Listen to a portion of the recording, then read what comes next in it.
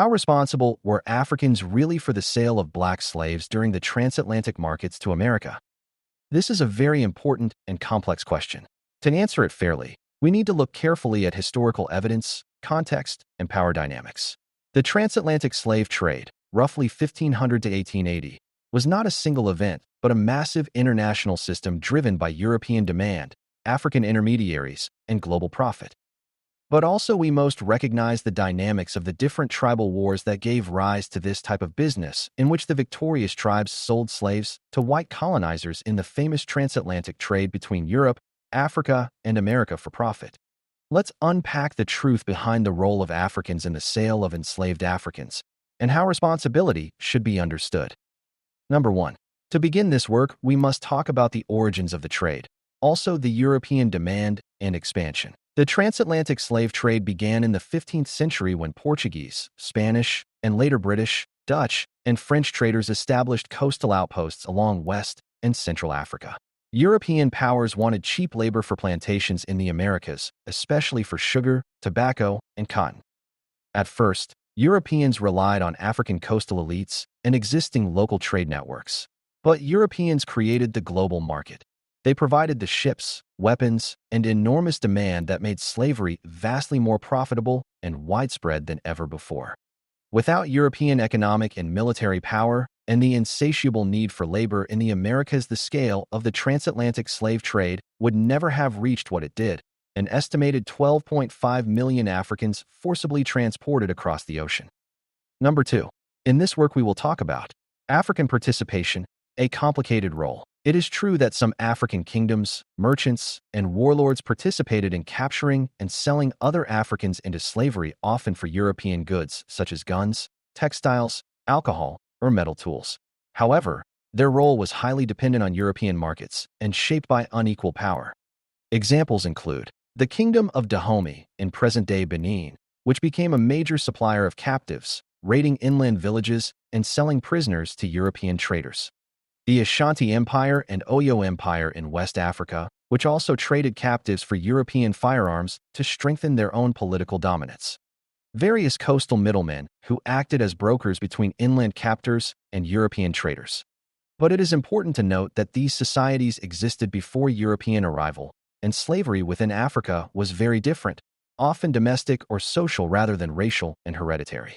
European colonialism transformed that older system into a vast, racialized machine of forced labor. Number 3.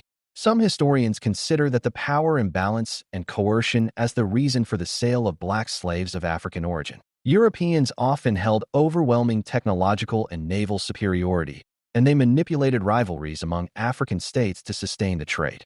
When some African rulers tried to end it, such as King Afonso I of Congo in the early 1500s, their pleas were ignored, and European traders simply shifted to more compliant regions. In many cases, local leaders were pressured or forced to cooperate. Some communities resisted or refused entirely, while others were attacked, destroyed, or enslaved themselves. So while some African elites gained from the trade, most Africans suffered devastating losses. Millions were captured, families torn apart, and entire regions depopulated. The continent's long-term economic and social development was severely damaged. Number 4. We all must recognize when you review the historical data on coming to the conclusion about shared involvement is not equal to equal responsibility. Acknowledging that some Africans participated in the trade does not mean they shared equal responsibility with European powers.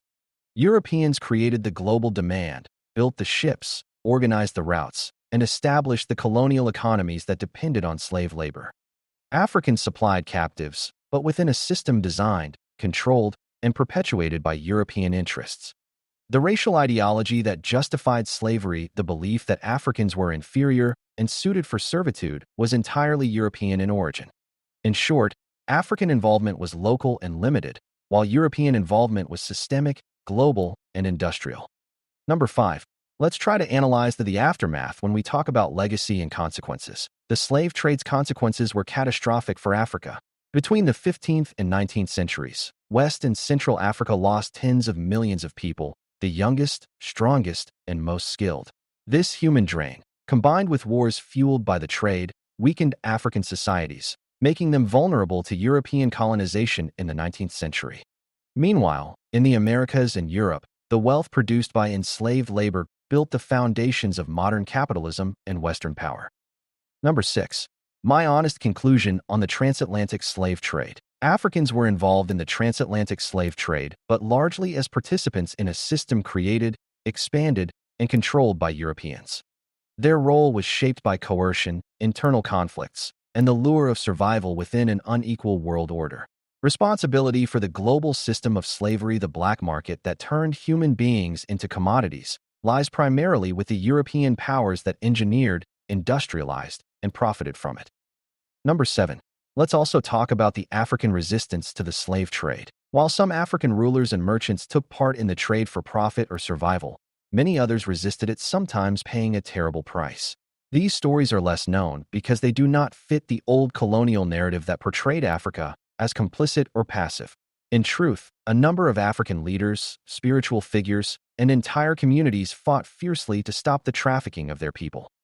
King Afonso I of Congo, 1506 to 1543. One of the earliest and most outspoken opponents of the slave trade was King Afonso I, also known as Nzinga Mbemba, of the Kingdom of Congo, in what is now Angola and the Democratic Republic of the Congo.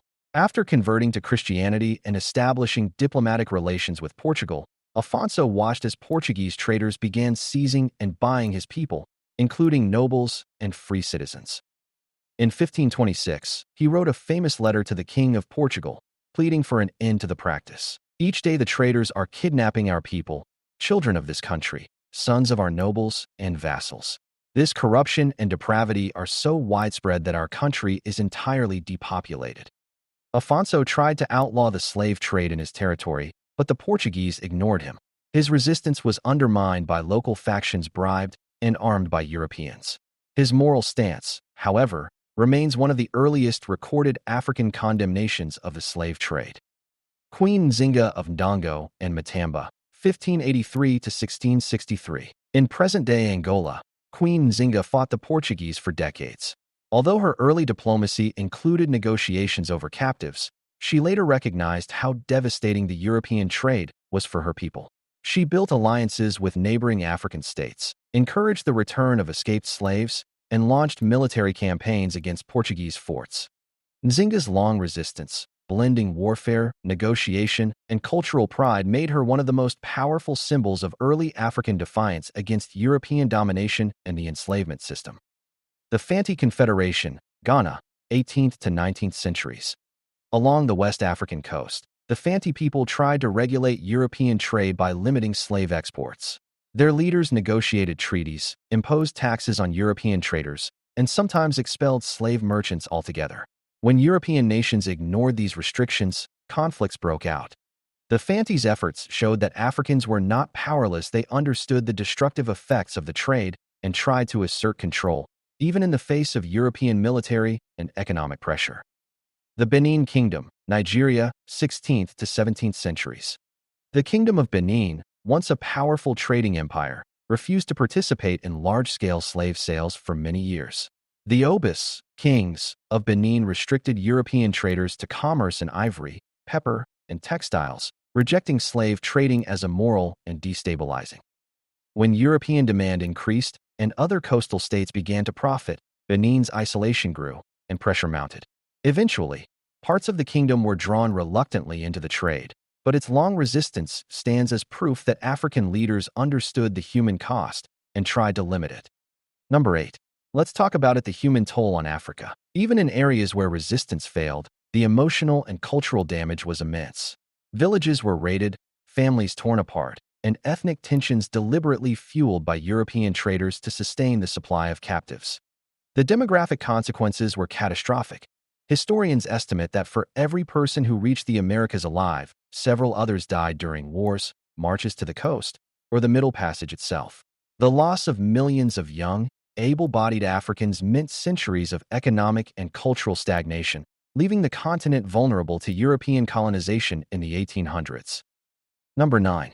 The myth of African responsibility. European colonial powers later used the idea of African complicity to justify slavery and colonization, arguing that Africans had enslaved each other anyway.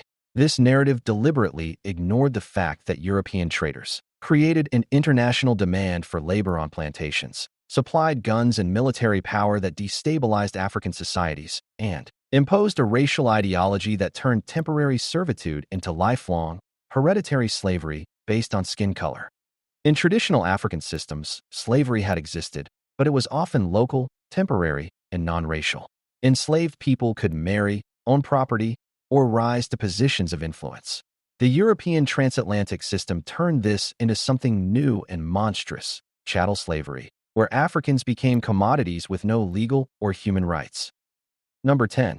Shared history, unequal power. To say that Africans sold their own people oversimplifies a tragic and complex history. Some participated under duress or out of political survival. Some resisted and were destroyed. Most were victims of a global system beyond their control. The real architects of the slave trade were European empires that organized, financed, transported, and profited from it on an industrial scale. African involvement was real, but it was part of a larger system shaped by European greed and global capitalism. Number 11.